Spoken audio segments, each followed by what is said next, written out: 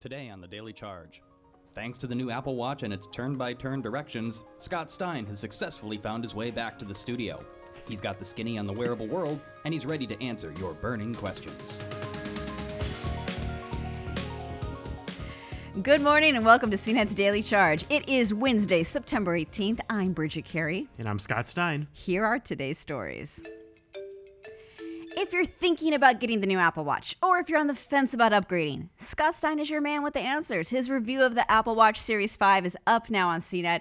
And Scott, this was an important review for me personally, because this is the year where I wonder if you just finally convinced me to get the watch because of that always-on display. I've gone all this time with a beautiful dumb watch, and this feels like I have to dive in now. Give me your verdict. Well, that's the thing is I feel like Apple's always continuing that pitch because unlike phones, a lot of people don't have watches. So you're always thinking, should I get on board? It's kind of like versus upgrading.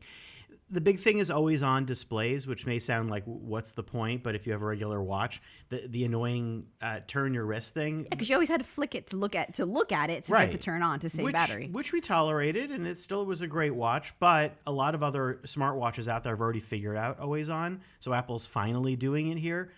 What's nice should be obvious. You could just type and do that. There's Mickey. All the watch faces have it. So Mickey dims down. Doesn't tap his foot anymore. Yeah, you can kind of still see the screen. He just looks a little dim. His hands are a little brighter, so you can see where the hands are. Right, and if you turn your wrist or you tap it, it comes back on. Mm-hmm. But there are some things to know about Always On, which is that it doesn't work for everything. This is only working for the watch faces and for the workout app. Everything else, if you use something like maps or any compass or weather or whatever else, whatever you might want to keep on, instead of turning dark, now it just frosts over and has like that pull down notification on phones and just puts like a generic time stamp on it. So that's weird, but it's just an FYI if you're planning to get it. And also when it's really dim, it's not that visible in bright sunlight, but it'll brighten up when you turn your wrist. Mm-hmm. So what it doesn't have though is better battery life. So thinking about you or someone who's going to upgrade to it. I'm still charging it every night. Yeah, and it feels like the battery life is even like a tiny bit worse with Always On in the sense that before I would kind of roll well into day 2, but need to recharge. Now it's lasting right to the end of the first day. What do you do to test battery on these products for the long time for those who don't know our whole labs experience? That is a good question because on a phone or something like that, you would do streaming. But on a watch, you're not going to be able to do that. So I just wear it. Mm-hmm. And because watches, I try to use them for things like, we do a little bit of GPS stuff and stuff like that.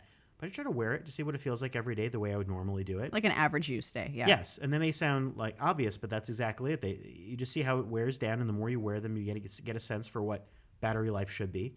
But this is getting me to eke in at the end of the day to charge with Always On. You can turn Always On off, but then you have literally the Series 4 again. Mm-hmm. It's basically the Apple Watch Series 4 with Always On, compass, and this like international SOS mode if you buy the cellular watch. Well, with that compass, you used it for turn-by-turn directions on the map. I thought that was kind of neat. Then I saw your video.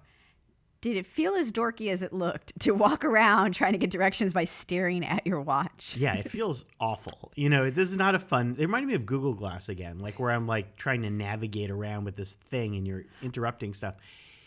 I would use a phone. But wouldn't you kind of play it off cool, like it'll buzz when it's time to turn left or right? Yes, it taps your wrist. You could wear headphones and just have audio directions. Okay. And it's nice that it's there if you have cellular. And this is another thing that should have been there. Like it had maps before, but if you have the compass, it now understands where you're going a lot better and makes it less wonky for the turn-by-turn and things like that.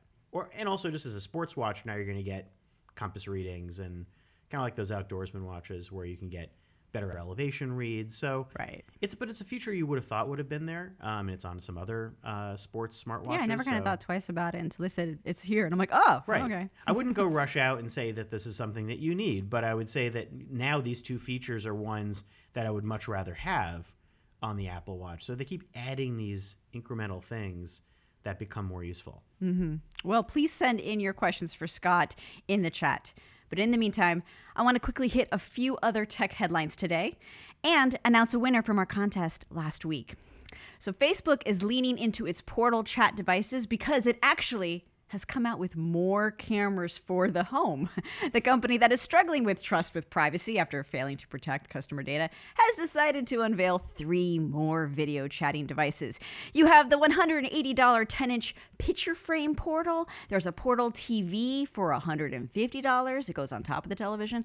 And the Portal Mini with an 8-inch display, and that's $130. These are designed for video chatting with friends on Facebook Messenger, or what's new now, WhatsApp. And you can stream from other video and music apps.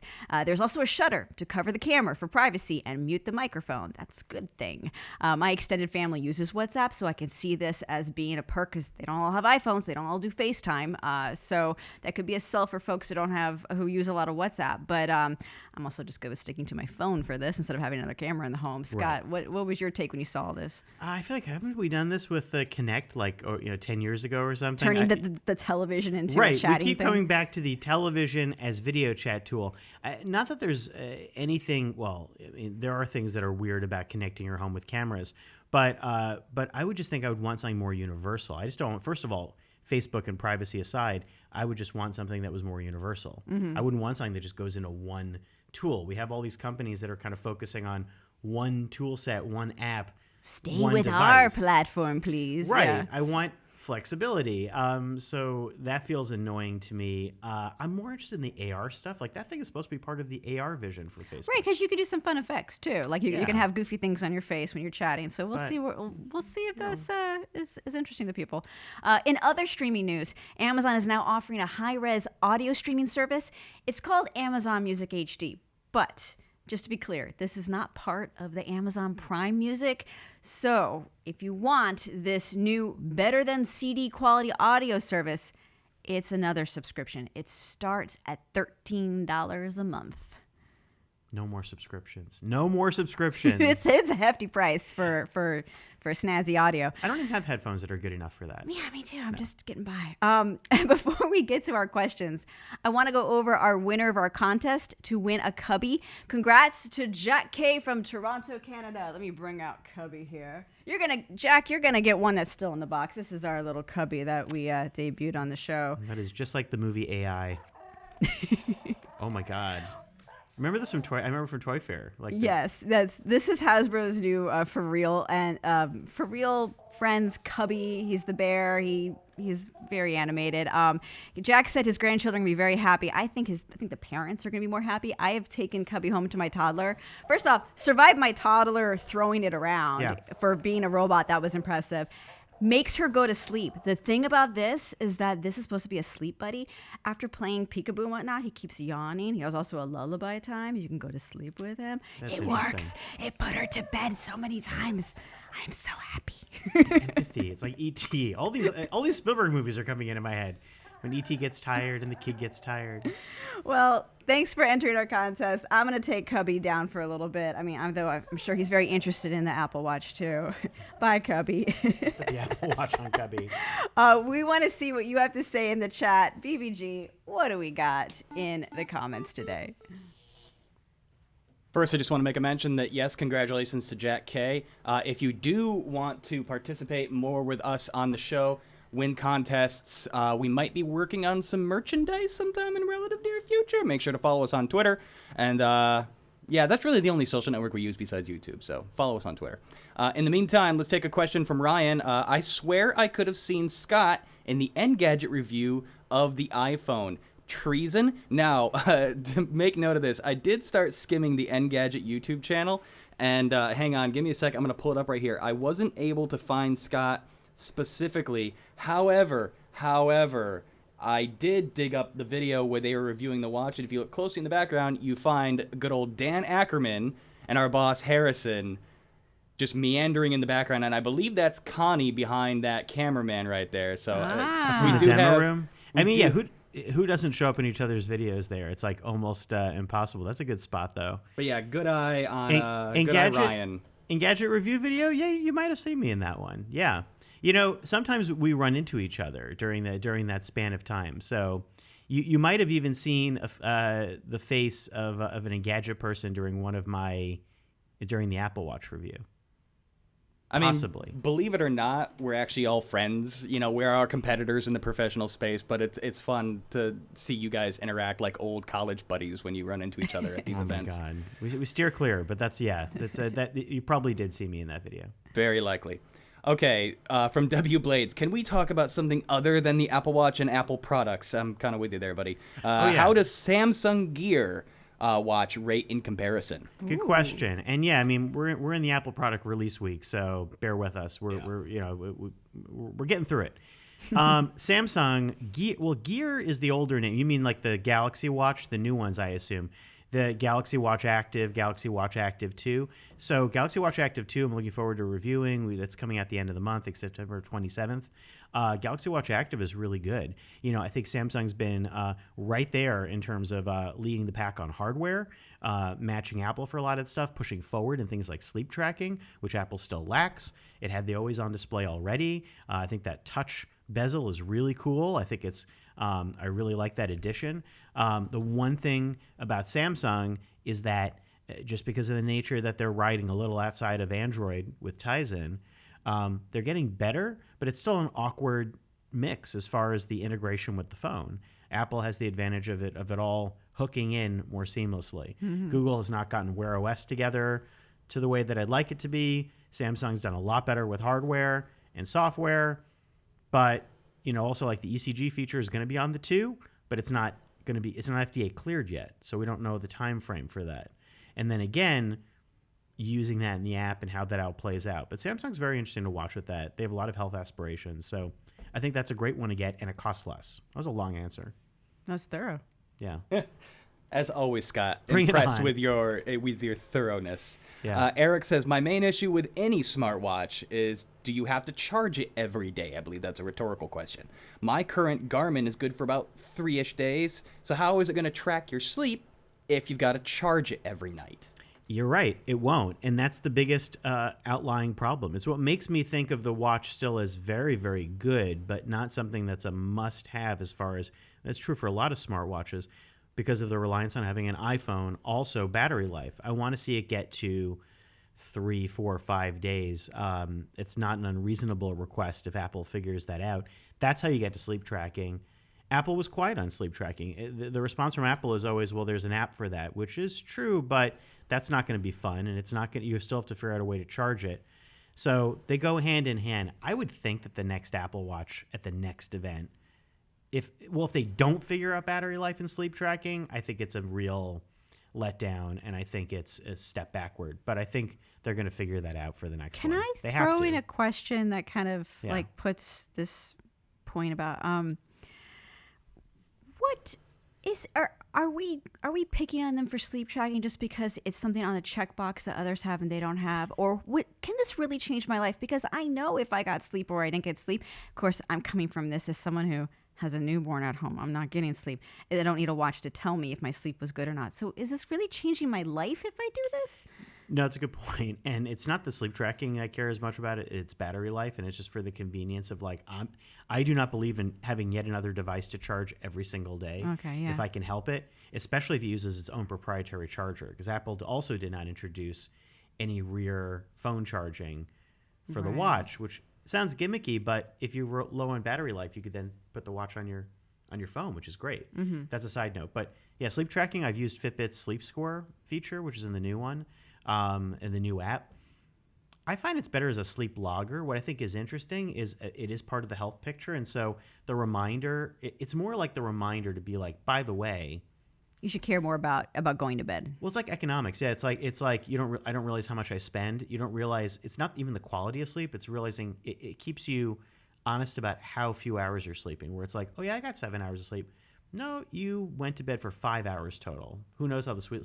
You know, it's like I went to bed at midnight. No, you went to bed at 1:20. You know, like I think that's the thing I like about Keeping it. you honest with yourself. Yeah, Okay. it keeps you like setting a better bedtime. It's not perfect, but I've used a lot of things with sleep tracking, and I do like the feature. I like sleeping with a watch. I have a permanent tan line, but like not everyone does. That's like a big Scott, you point have of thing. several.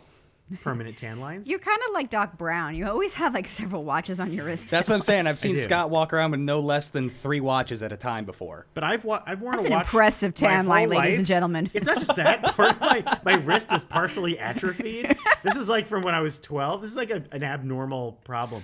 I have this is sad. My wrist is different on this hand than this hand. But this is because I've worn a watch all my life.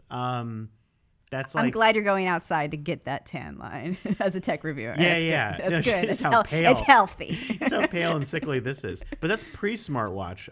So I would prefer to sleep Pebble, Fitbit. I like sleeping with a watch because I like the silent alarms. That's another thing that Apple can't do. Those are really cool. If you've got kids, you can do that and not wake them up if you have to get up early and do stuff. And I just make it happen. Brian and Ryan are talking about sleep tracking a little more. Brian says sleep tracking is useful for about a year when you need to learn how you sleep. Ryan says, honestly, I look to see how much sleep I'm averaging, and it makes me realize that I should go to sleep earlier. You really don't think about it until you see how much you're getting consistently. Is sleep tracking, is it self-obsolescence? Is the point of it to kind of train yourself, and then eventually you really don't need the app anymore? It could be that. So that's an interesting thought, is like getting a better. I've noticed when I start using heart rate or other types of apps, you begin to correlate a bit and say like, well, how am I feeling when I see that heart rate? And maybe you can understand a little more how you feel and get more body aware. So I think there's something to that. There's also some analytics in these, but none of them, or very few of them, are really ever health cleared. None of them on watches. No, sorry, as I burped. Fitbit, there you go. Healthy. Professional podcast. There you go, professional podcast. There was a burp. I mean, you would have noticed that. So the Fitbit, what's interesting is that companies are pursuing FDA clearance for sleep. This is apparently a long cycle. Fitbit's been trying to do it for looking at signs of sleep apnea, which would be great. But they still haven't gotten cleared for that yet, but they've been undergoing a lot of sleep study work. Apple notably did not announce any sleep-related health study at the event, which I thought they would have, which means that you can track when the FDA cleared stuff is coming because they have to publish the results. So it's not a secret. Like, they're going to have to announce a sleep study research program well ahead that it's cleared. So I think like next year they could have battery life, begin sleep tracking, announce the sleep study program, and then it might be like another year or more before you could get to, I'm just speculating, but before you get to like a cleared medical thing. So as far as analysis, I kind of discount what REM versus light versus deep means, but it can be kind of interesting. I like the sleep score thing. We're like, oh, 76. I guess I slept 76. Like, oh, 81. I think I did feel better. Sometimes I convince myself of it, but like, it's interesting. Timothy says, are we past the stage where wearing an Apple Watch is a fashion statement? Yeah. I think it's just a thing people wear. I think it's become like, well, it's kind of like in New York City, like, well, AirPods, I think, are fashion statements, but also they crossed over where everybody's wearing them. And so, like, you know, I don't look at someone wearing AirPods at this point and think much about it. I just go, it's another pair of wireless headphones. Like a status symbol of sorts. Yeah, I mean, it's always going to be fashion. It's a little bit of a status symbol, but yeah, it's always going to be fashion because you get to pick the personality of your band and what you want. But it might start getting that way with Always On Faces, where they develop, you know, maybe just like more of a look to them. Mm-hmm. But I'm always surprised at how many people I do see wearing them, at least in New York City. I'm sure it greatly varies, or maybe it doesn't. But you also can see more people in New York City because of transit, because of walking around. Yeah. You know, you just come across more people. People just have these things on. So I don't know. I just wouldn't spend a lot of money for one. Mm-hmm. The titanium and ceramic ones to me are crazy. So I'm glad you brought that up because we do have Jay from Jersey wants to know a little bit more about the Apple Watch finishes. He says, I really like the ceramic, but is anyone going to get the new titanium finish? And while we're at it, Michael Brown tags on, what is the new space gray aluminum color like? What makes it different? So Scott, what did you say? Yeah. What do you have on you?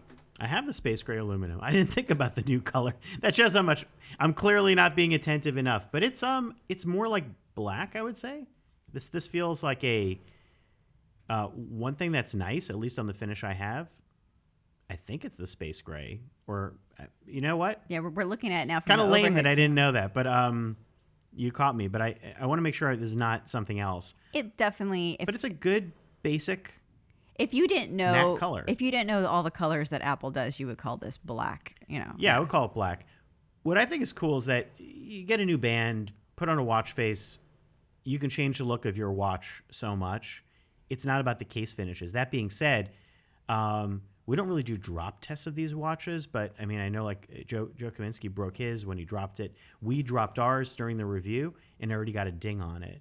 So you have to be careful with these. Aluminum versus steel versus titanium versus ceramic should have different durabilities to them. So there's that. But $1,200 for a ceramic Apple Watch, you better really like that watch. And also, these things are going to get outdated. I never spend that on any watch Right. unless it's a tech watch. So I would never. So that's It's a like whole the other crazy kind of gold- personality. Yeah. I think people do crazy stuff. It's like sneakers or whatever. But it's even like sneakers you could hold on to. This is like electronics product that will age. I don't know what spend as sneakers little as people like. My sneakers would get beat up. Like, so I still wouldn't do it there. Maybe keep it in a box. So I saw the titanium finish. It's a brushed metal. I feel like it doesn't really come off like much. It's more like a brushed steel is what it looks like. But you're not paying, versus steel, you're not paying that much more. It's like $699 versus $799 in the luxury market. That's a lot more than I'd want to pay for a watch. But I'm just saying that if you're already thinking about getting steel, the titanium is something you might want to peek at in a store. But it's like ceramic is. What's well out interesting there. is speaking of the Just store, get the aluminum. they have that whole new setup with the Apple Watch like studio. It's like I love your description off air. You were saying it's like Build-A-Bear for like It's adults. totally Build-A-Bear. So like you're going to be able to just like a great idea. to like see all these bands, see all these things, and just kind of a little more tactile experience, I think, and getting the feel for what they're like, and not having them all glued down or protected so much. Well, and it's so smart because you may not necessarily like the case and band combinations that Apple's offering. They only have so many. Let's say, and then you have to spend extra for Apple's band. Now you get to pick the one you want, which is going to save you a bit of money versus getting that extra band. You just pick the band right off the bat, get the case. You don't have to worry about looking for a particular SKU. So yeah, it's cool. It's smart. Like that's what they should have. That's the whole thing about getting a watch. You should like pick it out. If you're going to live with it every day, yeah, you want to. Build your lightsaber. Ryan Williams wants to know, I wonder what the best smartwatch to get in the Android ecosystem is. Is it the Samsung Gear? That is a very good question. So I'll tell you right now what I think. As much as I was saying that Wear OS is, there are some interesting things about Wear OS. A lot of them are similar. Fossil's now making a lot of good ones. They go on sale a lot. So like a holiday pickup, it's not a crazy thought because some of them are really nicely designed. And one thing about them is they all hook in to Android and Google Assistant really nicely. So you got Google Assistant always there. It's a different thing. Samsung is the best hardware. So I think that I would get the regular Galaxy Watch Active, I think, because I don't think you need to necessarily pay up. We haven't reviewed the 2 yet. But for $200, that's a really good point to be at. It does a ton of stuff. Fitbit is also interesting. I think you're kind of like a split decision where it's like I like Fitbit because I think their health ecosystem is great, but it is like very social. You may not want to live completely in that ecosystem, but I think that they, as a whole, that's a much better place to be for fitness than like Samsung or Wear OS. I think, but you could argue with me on that. The Samsung one does a little more hardcore features, in terms of like its GPS, for instance, and stuff like. I mean, Fitbit doesn't have a new GPS watch. All of their stuff is connected through phones.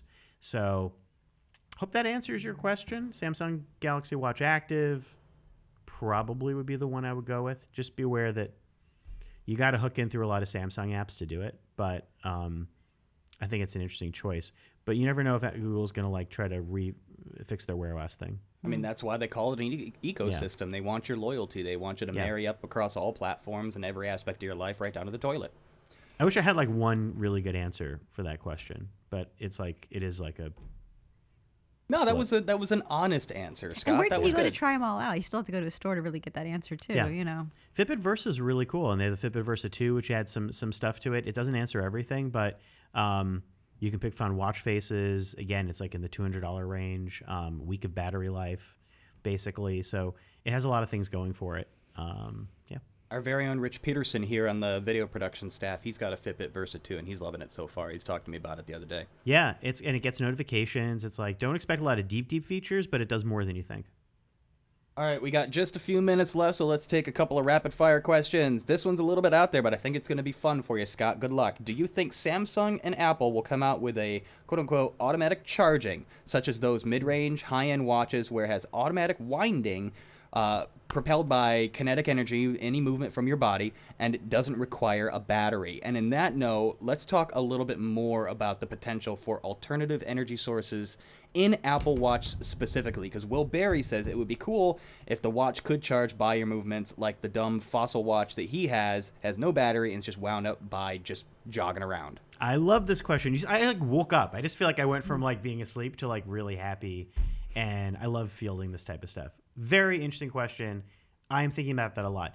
I think about a company that I've been tracking past couple of years. Not that they are the answer, but they've been looking at one of the answers, Matrix, where they had this watch that they're supposed to have a second version of it that's not out yet that runs off body heat. So it's like a thermoelectrics company that is harvesting, meaning it's a harvest. Well, we're talking about the Matrix, yeah. They literally were inspired by the movie, which is a little creepy. But other than that, I think they're a pretty cool company. I met with them before. They pull heat energy and convert it to electricity, but do it more efficiently than had been done in the past to power a basic Pebble-like watch. But there are other technologies too, like Garmin now has a solar-powered fitness watch, which I haven't tried out. But that technology has been in regular watches, kinetic as well. I think it's super interesting. I think it's going to start from the low end, meaning like if you ever see like the Amazfit Bip or Pebble or like even Fitbit, like things that are not too power hungry, but as the technology gets more power efficient, companies like Apple and Samsung are driving a lot of power on those things. But you can see that they're all like the new screen on this is trying to like cycle down and draw less power. If that gets low powered and they start developing ways to power it, I was just tweeting this morning about that. Like eventually self-powered would be great. I wonder how feasible it is. I don't think it's crazy. I think it would be, they probably have to rethink a new low power mode for these watches that would allow it to stay maybe in a hopefully longer, if not perpetual state down the road. I mean, that's going to take probably a little while, but I think that's the goal because you don't want any chargers, I think, with these things. And I don't think that's an unreasonable request. That's going to be true for all wearable tech. Like you're talking about little sensors, a future of like, we're going to have little things everywhere, city grids. That company it's too much to charge everything. Yeah, right? The company like Matrix, like they're trying to figure out ways to do it in smart cities so you can have sensors that could draw ambient temperature differences. Because how do you, literally now you have to like replace batteries and stuff in a lot of things, even in sensor grids. And that's like that's a crazy forward path for this. Can I get your quick answer on something? Yeah. What do you think is the upgrade life cycle now of the Apple Watch? Is it 3 years? What's your gut telling you? Probably. I would say it's 3 years, maybe longer. You know, the limiting factor right now from people who have had them a long time, I mean, I kind of cycle out and test a lot of stuff, so I should be living longer with one particular thing. I hear a lot of stories about breakage, about batteries. There's natural wear and tear. Yeah, and then servicing. I mean, they changed the service policy, I believe, this summer on the watch to make it a little better. But again, like a lot of their sealed products, like AirPods, it's an issue because battery life on AirPods starts to go 2 years in or earlier. What do? There's no replacement plan. It's like get a new pair. So that's a good question. I think what ends up happening, the watch itself is probably perfectly fine if it kept working, but people find things where like they crack the display or the battery's going or something. Every day, yeah. Apple should be servicing these like you service a watch, and they don't do that yet. So that's a really good point. I think that's something for them to listen to, that they have these stores for a lot of their products. They need to be even more attuned to getting things to last longer. I mean, you can trade it in, but right. Yeah. Also for like the good of length of devices and the planet, they're trying to figure out other ways to get our money anyhow through services. So it's like, but yeah, I think like That's a good question, but I'd say about 3 years. You don't really need to upgrade if you have a series. The Series 3 is a great watch still. That's what I'm thinking. Yeah. So Yeah. it's a little bit of a selfish question because I'm thinking if I do dive in, like how long? Sorry for that whole like servicing Yeah. thought, but like, yeah, Series 3 is a great watch. I think at $199, that's a really good pickup. You're probably not going to miss other stuff. Series 2, I think you might consider an upgrade. But I hear people using, I don't know if it's still happening, people using the original watch and still sticking with it. All right, we got enough time for 2 left. Michael says, what would Google need to make a Pixel Watch competitive with the Apple Watch and the Galaxy Watch? Now, we have a Pixel event coming up in a couple of weeks. We do. And we have a lot of speculation about that so-called Pixel Watch that everybody wants to see happen. Yeah. I would like to see it too, but we don't have any concrete evidence that it's going to. Scott, where do they have to focus to perform? Yeah, so I met with Google. I've been to Google I/O the past number of years. I talked with Google's Wear OS team and with Qualcomm about this too. I wrote a piece about it, not this year, but last, where they were talking about how Qualcomm and Google are working together. They were discussing where they want to go. There was a lot of talk about possibilities of coaching. I think you think about Google and you think about, I think about ways, especially Pixel, they're pushing their AI and services. So as much as I think about hardware, It's Pixel's, lifestyle. yeah. Well, it's also like Pixel's computational photography for the phone. For the watch, it could be coaching. Coaching is a real dead end on fitness wearables, and nobody's really. Fitbit has a premium service, but eventually Apple might do that too. So I would look for that. I would look for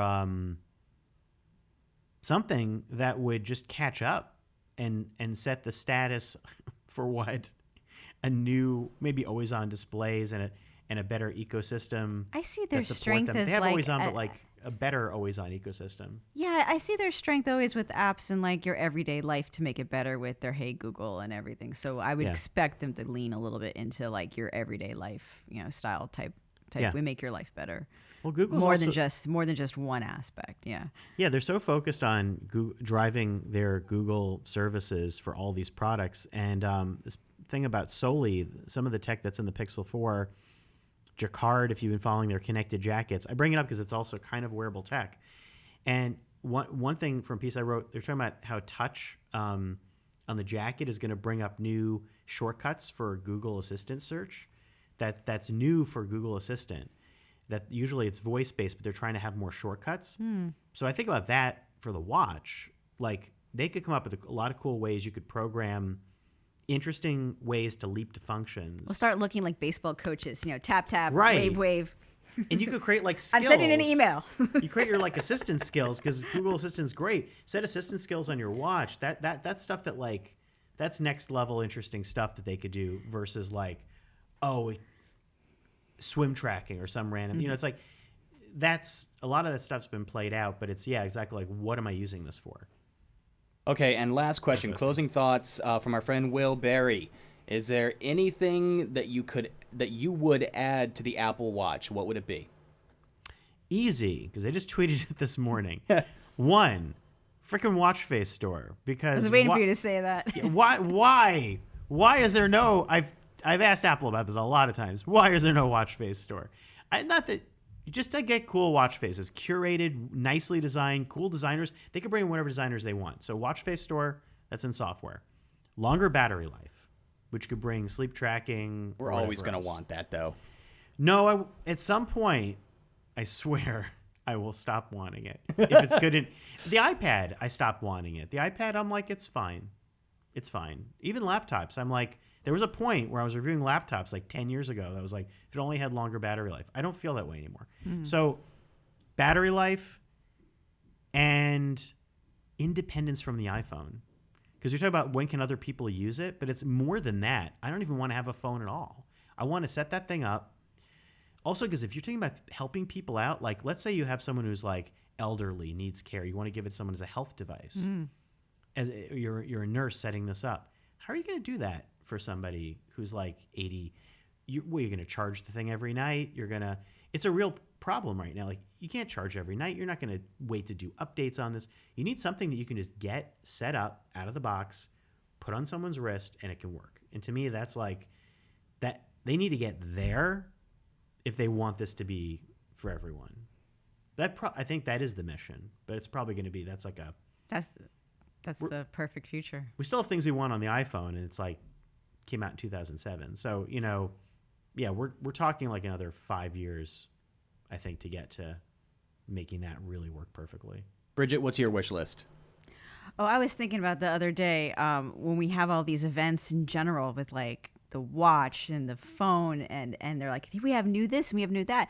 I think how amazing would it be if they just came out on stage and said, hey guys, phone looks the same, or laptop looks the same, but you will never get another swirly ball again. We have fixed errors, like let's just fix what we like, fix Wi-Fi, fix errors, like fix the everyday experience instead of throwing, we now can do zippity zoo. No, just you'll never get a crash again.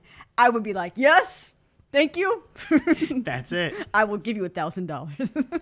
Remember when like a crash forced you to reboot? At least we're not in that world. Well, that still happens, actually. I'm now finding problems with, like, if my Verizon network is spotty, I have to turn it off and on again just to get something. Like that feels like I shouldn't be doing that anymore when we have all this magic we can do in the phone. So, you know what? Can you work on making it never crash again or something? That'd be awesome. That'd be my wish list. It's like the basics. I completely agree with you. 5G, it's like, okay, faster. I don't want faster. I want my damn commute to not have dead spots.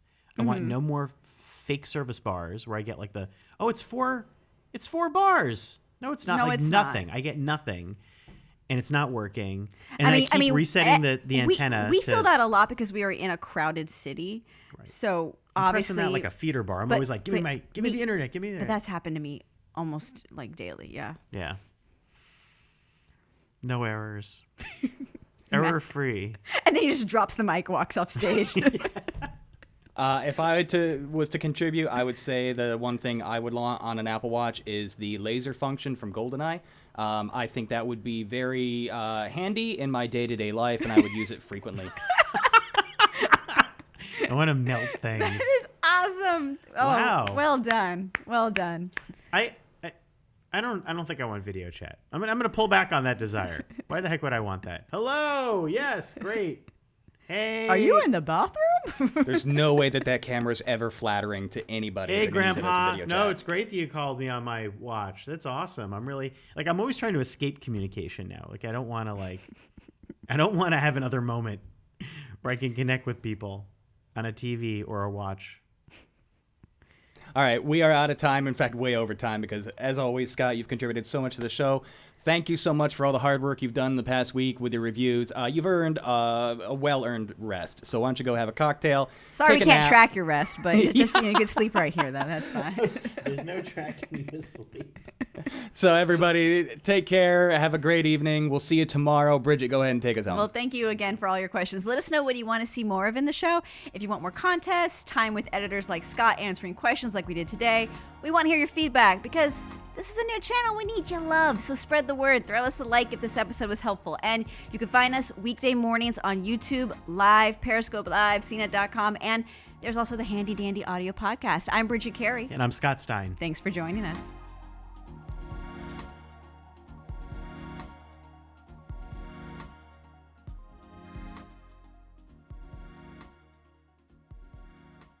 Can't get enough? Check out the Daily Supercharge, our extended post show with special features, audience Q&A, and in-depth reviews. Available now wherever you get your podcasts.